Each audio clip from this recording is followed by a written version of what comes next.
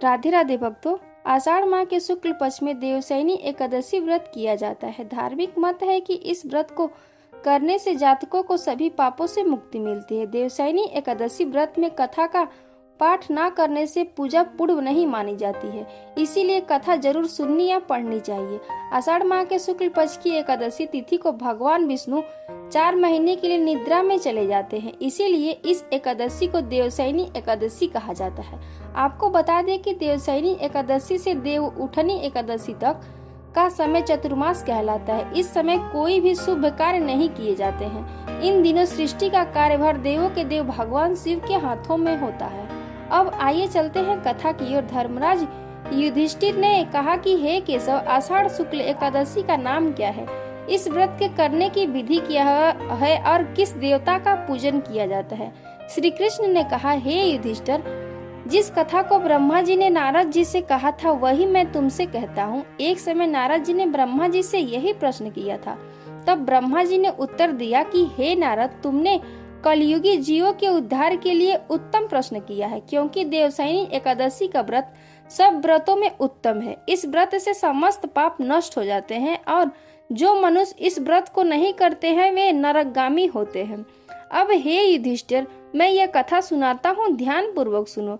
सतयुग में मंधाता नामक एक चक्रवर्ती राजा राज करता था। उनके राज में प्रजा बेहद सुखी थी। एक बार मंधाता के राज में 3 वर्ष तक बारिश नहीं हुई, जिसकी वजह से अकाल पड़ गया।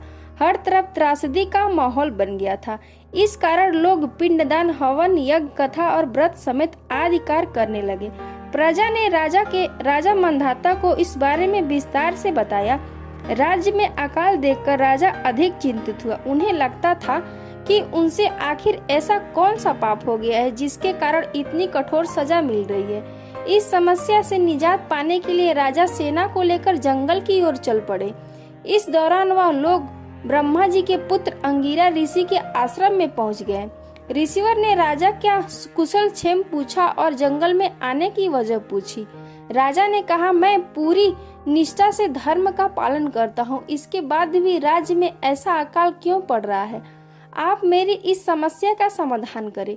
मंदाता की बात सुनकर महर्षि अंगिरा ने कहा कि यह सतयुग है, ऐसे में छोटे से पाप का बड़ा दंड का सामना करना पड़ता है। उन्होंने कहा कि आषाढ़ माह की शुक्ल पक्ष की एकादशी का व्रत करें। इस व्रत को करने से राज्य में बारिश जरूर होगी।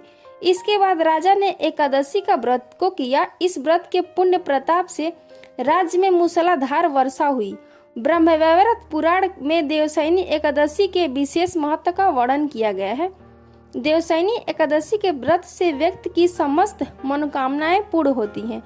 अगर कथा पसंद आई तो एक लाइक जरूर करिएगा। अगर आप मेरे चैनल पर नए हैं तो ऐसी कथा और व्रत त्योहार की जानकारी के लिए सब्सक्राइब करें मेरे चैनल क्रिएटिव कहानियाँ को। फिर से मिलते हैं एक नई वीडियो में और एक नई जानकारी के साथ। जय सीताराम।